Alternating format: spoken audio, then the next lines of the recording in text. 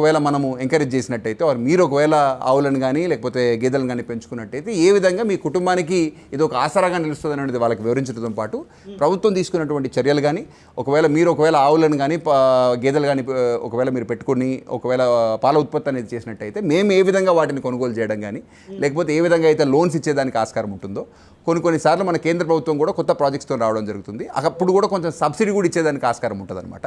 మనతో పాటు associated travel అవుతున్నటువంటి రైతులకు మనకు తక్కువ ఖర్చు మీద దానా ఇవ్వడం కానీ లేకపోతే ఫ్రీగా ఉచితంగా ఫాడర్ సీడ్ పశుగ్రాసానికి సంబంధించిన విత్తనాలను ఉచితంగా ఇవ్వడం కానీ తక్కువ ఖర్చుకి మినరల్ మిక్స్చర్ కానీ క్యాల్షియం సప్లిమెంట్స్ కానీ ఇవ్వడం కానీ లేకపోతే ఇట్లాంటి అనేక మన ఇనిషియేటివ్స్ ద్వారా రైతులను కూడా కొంచెం పాడి రంగం వైపు ఎంకరేజ్ చేసే ప్రయత్నం అనేది ఎప్పుడు కూడా పాడి పరిశ్రమ అభివృద్ధి సంస్థ చేస్తూ ఉంది, భవిష్యత్తులో కూడా చేస్తారు. డైరీ వ్యాపారం పెట్టుకోవాలంటే ఎవరన్నా కేంద్ర ప్రభుత్వం నుంచి కానీ రాష్ట్ర ప్రభుత్వం నుంచి ఎటువంటి సహాయ సహకారాలు అందిస్తారంటే ఏం చెప్తారు? అంటే డైరీ వ్యాపారం అనే దానికంటే డైరీ అనేది నేను ఇందాక చెప్పినట్టుగా వ్యవసాయంతో అనుకూలంగా వ్యవసాయంతో పాటు కలిసి ఉన్నప్పుడు డెఫినెట్లీ దాంట్లో సక్సెస్ అయ్యేదానికి ఛాన్సెస్ ఎక్కువ ఉంటాయండి.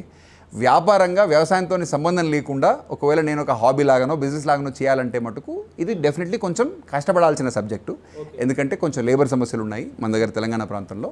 ఖచ్చితంగా చాలా మటుకు డైరీలో ఈరోజు వ్యవసాయ కూలీలు కూడా బయట రాష్ట్రాల నుంచి వచ్చి పనిచేసే పరిస్థితి కాబట్టి ఒకవేళ వ్యాపారం లాగా చేయాలంటే మటుకు నేను ఇచ్చే సూచన ఏంటంటే ఉత్పత్తితో పాటు అమ్మకాల మీద కూడా ఒక దృష్టి పెట్టుకునేటట్టు ఉంటేనే అప్పుడు ఖర్చులు కానీ రాబడి కానీ వచ్చేదానికి ఆస్కారం ఉంటుంది. అమ్మకం చేయాలంటే ఖచ్చితంగా కొంచెం బ్రాండ్ ఉండాలి ప్రజలు, ఎందుకంటే ఎడిబుల్ ఫుడ్ కదా.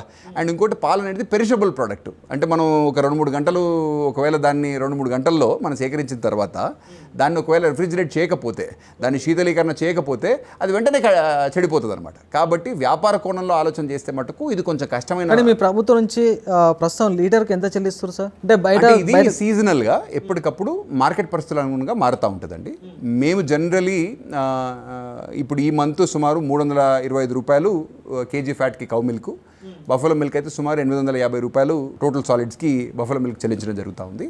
మా సైడ్ నుంచి మేము ఎప్పుడు కూడా చేసే ఆలోచన ఒకటే, అందరికంటే కూడా ఇది రాష్ట్రానికి సంబంధించిన పాడి పరిశ్రమ అభివృద్ధి సంస్థ.